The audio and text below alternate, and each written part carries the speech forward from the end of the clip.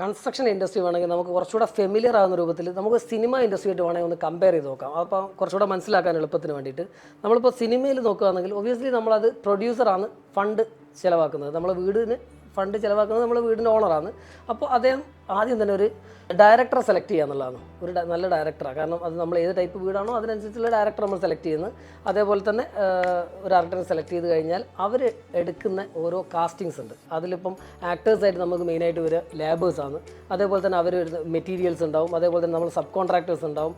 പിന്നെ production control, നമ്മൾ project മുന്നോട്ട് കൊണ്ടുപോകുന്നത്, അതിലുള്ള സോങ്ങുകൾ കാര്യങ്ങളൊക്കെ നമ്മൾ വീടുമായിട്ട് കണക്ട് ചെയ്ത് നോക്കുമ്പം ഒരുപാട് ടെക്നിക്കലി ഉള്ള സംഭവങ്ങൾ അസോസിയേറ്റ് ചെയ്ത് കൊണ്ടുപോയിട്ട് ഫ്രം ബിഗിനിങ് ടു എൻഡ് എവിടെ സ്റ്റാർട്ട് ചെയ്യണം എവിടെ തീരണം സ്ക്രിപ്റ്റിൽ ഒരു രീതിയിലും പാളാത്ത രൂപത്തിൽ ചെയ്തു കഴിഞ്ഞാൽ അവർക്കത് ബഡ്ജറ്റ് തീർക്കാൻ പറ്റും.